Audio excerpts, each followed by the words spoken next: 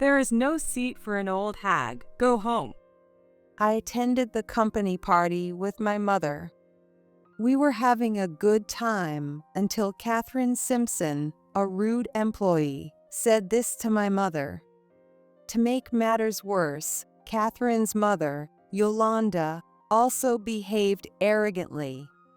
I was filled with rage, but my mother spoke first. Catherine, can you call the top figure in your branch? This one sentence caused the Simpsons' standing to collapse instantly. My name is Diana Krall. I am a 48-year-old company employee. My father passed away 11 years ago, but my mother, Helen, is very lively and runs a flower shop.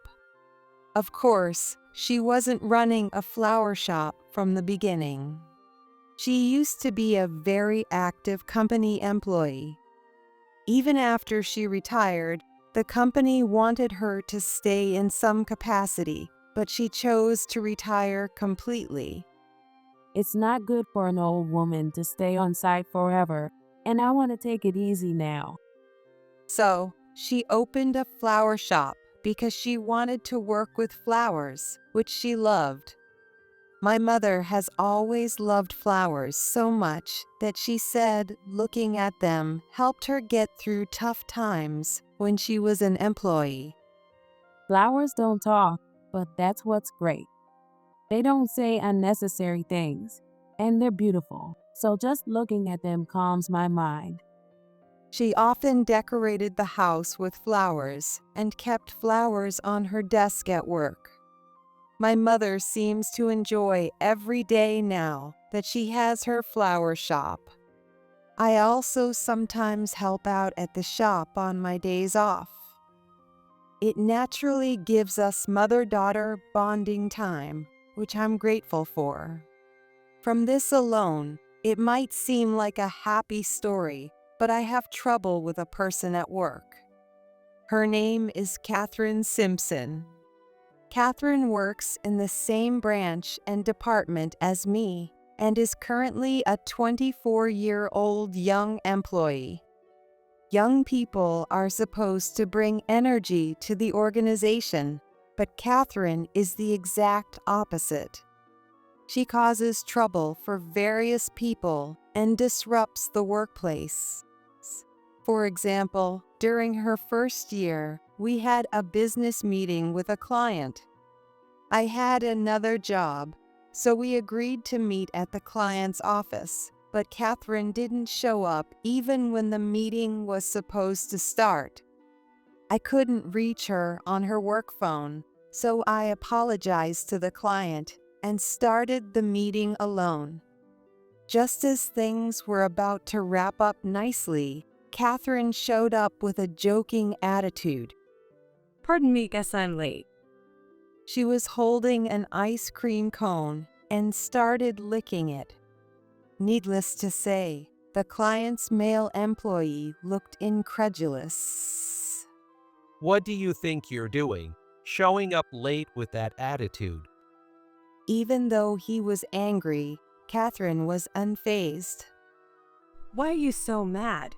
I wanted the new smartphone, so I was in line to buy it. That's why I'm late. Of course, the client didn't accept such an excuse. Are you looking down on us? He got even angrier. At this point, anyone would normally apologize, but Catherine is not normal. Wow, you're really mad. Oh, are you interested in this ice cream? I got it from a buzzing store. Absolutely not giving this to you. Slurp, slurp. She provoked the client even more, making him angrier. I'm terribly sorry. Catherine, go home now. I instructed, pushing the grumbling Catherine out. I came here to work, and now it's just a trip. Ugh. After that, I apologized to the client repeatedly and somehow managed to close the deal. Thinking about it now still makes me sigh. I never want to go through that again. But Catherine never considers others' feelings. She has caused similar troubles multiple times, and there's now a rule that she can't interact with clients. Someone like her should be fired, but Catherine has a powerful ally who protects her from any consequences. That ally is her mother, Yolanda. Yolanda is a department head at the main office and has made significant contributions since she joined, giving her strong influence within the company.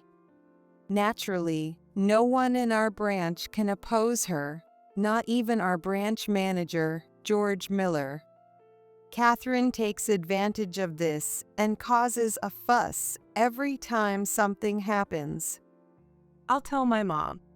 Also, it's a problem that Yolanda frequently visits the company under the pretext of inspections. Catherine mainly hinders others, so her work performance is extremely poor. I want her parent and boss, Yolanda, to scold her properly, but for some reason, only the surrounding employees get reprimanded. Catherine was a very hardworking student preparing for college exams. If she's not performing well, it's definitely because of her environment. Yolanda says this loudly, but Catherine didn't study much as a child and failed her college entrance exams. Moreover, during her gap year, she hardly studied at all and was unemployed until she was 22. Yolanda used her influence to get Catherine a job through connections, and now she's become a troublemaker. How do I know all this, even though I'm not part of their family? Because Catherine told me herself. At the new employee welcome party, Catherine described herself as a hard worker. I've been studying for an hour a day since I was a kid. Well, sometimes you need breaks, so I took 4 days off a week. Catherine said this with confidence, but anyone could meet that 1 hour study time by just doing their homework. An employee who attended a competitive school said it was normal to study for 8 hours a day on weekends during exam season. Catherine's study habits hardly qualify as hard work. I failed my college entrance exams in my senior year, but I realized that life isn't just about studying, so I tried various things to broaden my horizons. This statement itself is fine, but Catherine enrolled in a voice acting school and quit after 2 months, then enrolled in a programming school and dropped out after a month, repeating this pattern of giving up quickly. As a result, time just passed without her gaining any skills, but the troublesome part is that Catherine feels she accomplished something. Shortly after joining the company, she said this while fiddling with a computer. I went to a computer school, so difficult tasks are a piece of cake. However, what Catherine was doing was merely calculating totals and averages on a spreadsheet. It's something all employees can do, and nothing to boast about. Catherine feels like she has done a huge job just by creating a simple document. Mission accomplished. Therefore, even if I want to assign her the next task, she runs out of energy and doesn't do anything. Currently, she can only manage to create 3 documents a day, making her work performance the worst by far. She's truly a deadweight employee, but her outrageous behavior doesn't stop there. One day, while I was helping my mother at her flower shop on my day off, Catherine and Yolanda came in together. I had a bad feeling, but I greeted them with a smile. Welcome. However, Catherine immediately scowled upon seeing me. Ugh, why are you here?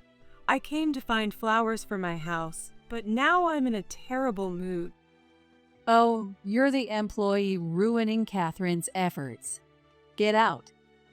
Even Yolanda started hurling insults at me. I was exasperated, but decided to treat them courteously as valuable customers. This is my mother's shop, and I help out on my days off, I explained, but then Catherine kicked over a bucket of flowers. Yolanda followed suit by smashing a nearby potted plant onto the floor. That plant wasn't for sale, but was a flower my mother had nurtured with care. Why would you do such a thing? I hurriedly stood the bucket upright and rushed to the potted plant, but the floor was soaked, and the pot couldn't be restored. Catherine then flashed a malicious grin. Teehee. A troublesome store like this should just go out of business. I only help move things in that direction. That's right. I felt Catherine's intent, so I got a bit rough. Afterward, the troublesome duo smugly exchanged remarks about how great mother-daughter power is, but it was a nightmare for us. Moreover, my mother, who had just returned from a flower delivery, saw the state of the shop and was wide-eyed. Oh, we helped you to destroy your store, old hag. Let's go, Mom. Yes, Catherine. I don't want flowers from such a shabby store anyway. Let's go somewhere else. Bye, old hag. The two left, spewing hateful remarks, leaving my mother and me to clean up the mess. When I explained what had happened, she looked very sad. Of course, she was devastated as the flowers she cherished were damaged. Those people are really something. If they do anything again, we need to come up with a plan. I agreed with my mother, and we decided to install security cameras. However, we unexpectedly had to confront the Simpsons again. One day, I attended a company party held at the headquarters. This party gathers not only headquarters employees, but also those from all branches. With over 1,000 attendees, it's quite a grand event.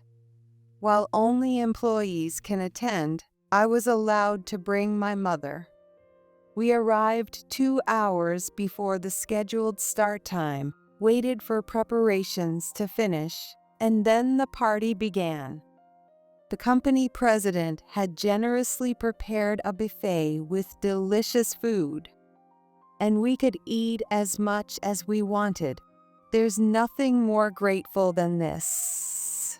Though my mother is older, she still has a hearty appetite and loves meat. This is so good. She was enjoying the roast beef.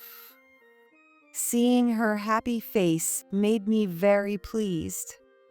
However, our peaceful mother-daughter time was interrupted by none other than the Simpsons. Wow, look at those poor folks getting excited over cheap meat. Don't become like that, Catherine. Such cruel words ruined our mood. I wished they would leave soon, but they didn't. Isn't this party only for employees? Why are you here? When Yolanda questioned this, Catherine added, There's no place for an old hag here. Go home. Then she swiftly grabbed my mother's plate and smashed it on the floor. I threw away your cheap meat for you. Oh, but I guess it's a feast for poor people. Oh, Catherine, you've grown into such a kind girl. While the staff hurried to clean up, the Simpsons laughed mockingly. That was the last straw for me. Whether she's my boss or her daughter, I'm going to get truly angry. And I'll make her apologize to my mother. I was about to unleash my anger when my mother spoke first. Catherine, Can you call the highest ranking person in your branch? This one sentence began the downfall of the Simpsons. Of course, Catherine wasn't going to listen obediently. Calling for the boss? You're just a complainer. It's embarrassing for an old hag to get all worked up like this. Catherine, you're absolutely right.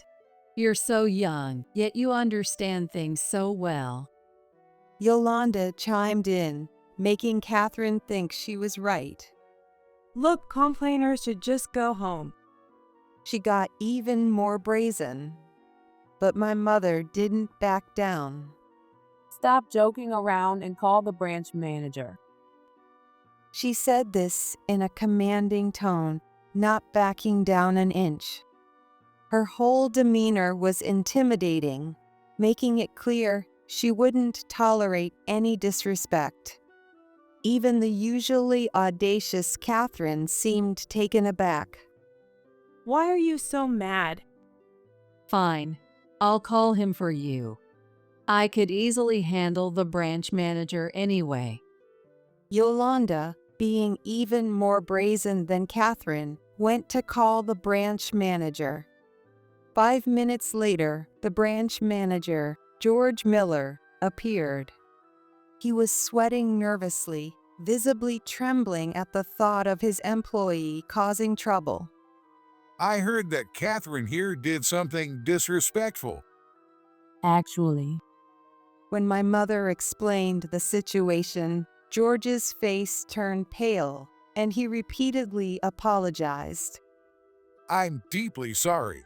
Such rudeness towards you, Helen, is absolutely inexcusable. What? Why are you apologizing so much? As the branch manager, you should be defending me. Incredibly, Catherine yelled at the branch manager. It's unheard of for a mere employee to act so arrogantly toward the boss. Catherine's attitude is skewed, likely because Yolanda is always backing her up. But this situation was bizarre. My mother seemed to notice the oddity too, and furrowed her brow. I've heard some things from my daughter, but Catherine, you're worse than I thought. Huh? Don't butt in, old hag. Should I smash that glass too?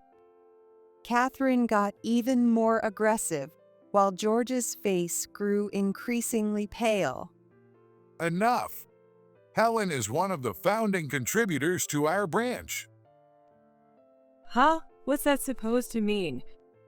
Catherine looked puzzled, as if she couldn't follow the conversation. How could an old hag like her establish a company? Stop being so disrespectful. George interrupted Catherine and began to explain. Our company started as a small business in a single room. When Helen joined, our performance skyrocketed. She worked tirelessly as the first branch manager to establish this branch. Wow, was she really that amazing? Catherine's mouth dropped open as she looked at my mother. Her face was so comically surprised that I almost laughed. That was over 40 years ago. After working at the company until retirement, I left and now run a flower shop. I have little to do with the company now. However, in recognition of her great contributions, we send her an invitation to the company party every year. She couldn't attend for the past few years, but this year she made it. And yet, here we are with this commotion.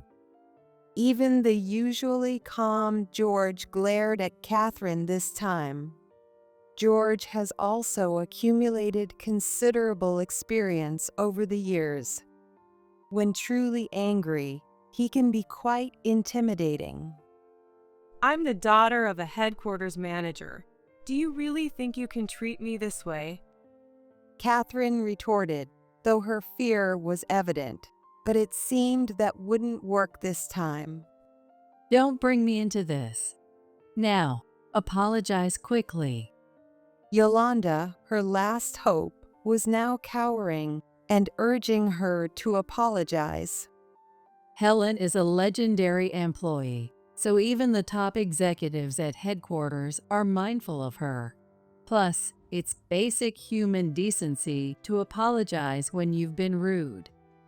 You were just causing a scene with me a moment ago. What was that all about? Seeing her mother suddenly change her tune, Catherine was flustered. My mother and I were equally shocked by Yolanda's sudden shift, but she nervously approached my mother with a forced smile. Oh, you must be Helen. I think I saw you at a company party years ago, but you look a bit different, almost like someone else. Are you trying to say I've aged? How kind of you. My mother was clearly annoyed by Yolanda's poor excuse for an apology. Stop saying such nonsense and apologize properly. It's basic human decency, right? Yes, you're right. I am very sorry. Yolanda quickly apologized, but Catherine was clearly not satisfied with this outcome. Mom, you're apologizing too easily. I don't care if she was a legendary employee, she's just an old hag now. Though Catherine's words were extremely rude, they also reflected my own curiosity. Did something happen between you and my mother in the past, Yolanda? You seem quite scared of her. No, not at all. Yolanda tried to evade, but my mother seemed to have realized something. Were you the employee who broke the vase? Huh. I don't know anything about the pink vase. Seeing Yolanda's startled reaction, I was convinced my mother was right. How did you know it was pink? My mother didn't mention the color. Oh, well, I just thought Helen might like pink, so I guessed. Yolanda's flimsy excuse was obviously unconvincing. This tendency to make excuses confirms you were the one who broke the vase. My mother asserted and began to recount the vase incident. Years ago, when I was still working at the company, a young Yolanda got drunk at a party. It was my birthday party, and she shouted, "I don't care about the old lady's birthday," and broke the pink vase I got as a present. That's terrible behavior for an adult. I looked at Yolanda with disdain, and my mother sighed deeply. That night, Yolanda was too drunk to have a conversation, so we sent her home. She came to apologize the next day, but all she did was make excuses, which only made me angrier. I'm terribly sorry about that. Helen scolded me so harshly back then that I even had nightmares about it. To be that scared and yet forget about my mother. I must have looked utterly exasperated. Yolanda, sensing my glare, awkwardly spoke up. I did compensate for the vase, so let's just drop this topic. Mom, that's so lame. I didn't know you'd change your stance so easily. Catherine muttered, making Yolanda glare at her. After all I've done to protect you, this is what I get. Huh? Isn't that what parents are supposed to do? They love their kids more than anything, so it's only natural. What an audacious statement. Even though Catherine is outlandish, I thought she had some love for her mother. After all, Yolanda had always protected her, and they seemed close.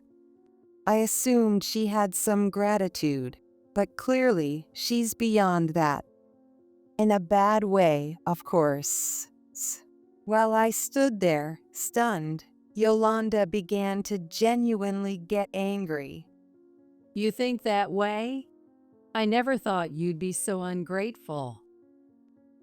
Like I said, it's just what parents do. I can't feel gratitude. Think about all the hard work I put in. Raising you wasn't easy. Catherine is indeed a selfish person who still relies on her parents. Living with someone like her for years must have been exhausting. You were neither good at studying nor sports, and you caused trouble at school. Think about how embarrassing that was for me. Yolanda was speaking passionately, with no sign of stopping. Even after high school, I spent money sending you to various places, but nothing lasted.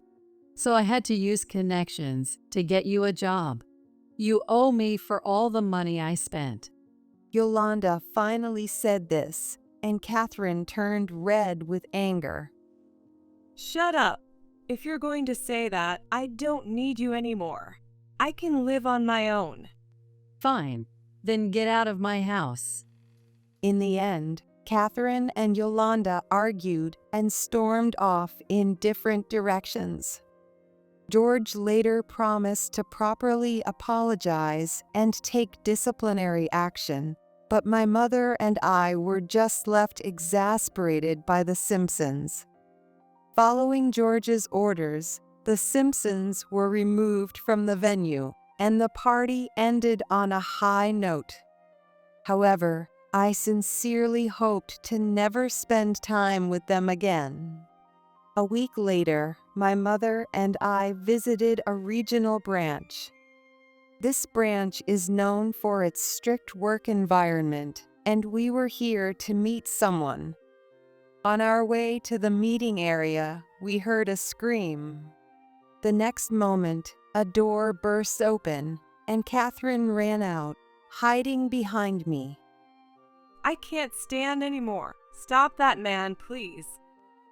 She pointed to where she came from. A tall man over 6 feet emerged. Well, if it isn't Andrew. This was Andrew Garfield, a manager at this regional branch. He used to work at my branch, and we got along well. He's a person with guts, bringing energy and support to the department. Diana and Helen, isn't it? Thank you so much for coming all this way. I apologize for any inconvenience or mess you may have encountered. What happened? Catherine ran away crying. When I asked for an explanation, Catherine started to cry loudly. Andrew is scary. But Andrew isn't the type to push someone without a reason. I figured Catherine must have done something and decided to hear the details in the meeting room. Catherine had been transferred to this regional branch the day after the company party.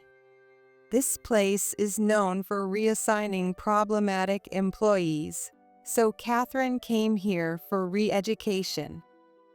Being forced to move is so annoying.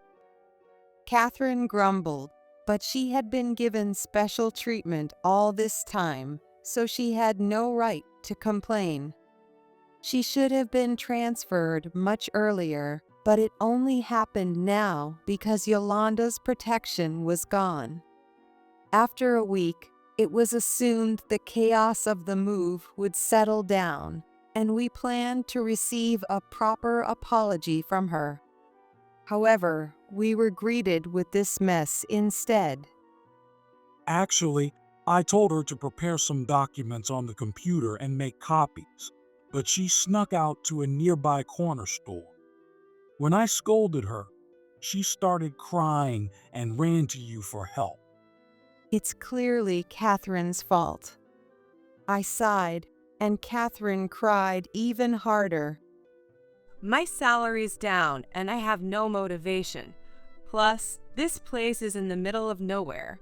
There's nothing fun around here. You're in no position to complain. You should be grateful to still have a job. You could have been fired long ago. Catherine responded to Andrew's anger by saying, I'm quitting. I can't do this anymore. "The company wouldn't miss you. You're a burden here." I couldn't help but speak my mind, and Andrew nodded. You're right. This place is for employees with no other options. If you can't put in the effort here, you should quit. That's so harsh. I don't want to stay here, but being told so bluntly that I'm not wanted is still hurtful. Catherine's reaction was complex, but still annoying. Stop babbling and decide, quit or work hard. My mother, losing patience, snapped at Catherine, who reluctantly said, I'll quit. So, it was decided she would quit. Even Andrew, known for handling difficult cases, gave up on her, so it was the best decision. Before you go, apologize for the incident at the party. Prompted by Andrew, Catherine reluctantly apologized. I'm sorry. Since we couldn't expect a better apology, my mother and I decided to leave it at that. As we headed home, we talked about how awful The Simpsons was. 10 days later, my mother and I were working at the flower shop. Suddenly, a duo wearing masks burst in. Give us the money. If you resist, you'll regret it. Even though they tried to disguise their voices, it was clear they were women. Both my mother and I were startled by the sudden intrusion. This store has security cameras. I'll call the police now. As soon as I said this, they started to panic. Wait, what? Is that allowed? Isn't calling the police against the rules? Hearing their voices, I immediately recognized who they were. You two are the Simpsons, aren't you? Your voices are back to normal. As soon as I said that, the two who looked like the Simpsons panicked even more, so I was probably right. Oh no, what do we do, Mom? Don't call me Mom. They'll figure it out. The one who sounded like Yolanda scolded the one who sounded like Catherine, confirming they were indeed the Simpsons. Are you here for money or just to mess with us? I asked, and Catherine responded, Sure, we want money, but making you uncomfortable is enough. But you should still give us $100. It's only polite. Yolanda added nonsensically, but I don't want to give even a penny to people who come wearing masks.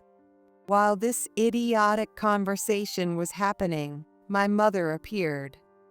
I called the police from the staff phone. The station is nearby, so they'll be here soon. Upon hearing this, Catherine and Yolanda started to freak out. We need to run. We need to run. They said in unison and opened the door, only to find 6 passers-by gathered there. This area is fairly busy, and people were bound to notice 2 masked individuals causing a commotion. Hey, they're criminals. Don't let them get away. We'll hold them down. 2 young men entered the store and restrained the Simpsons. Oh no! Help, Mom. The Simpsons cried out pathetically, but other passers-by joined in, and they were quickly subdued. The police arrived shortly after, and they were promptly taken away in a police car.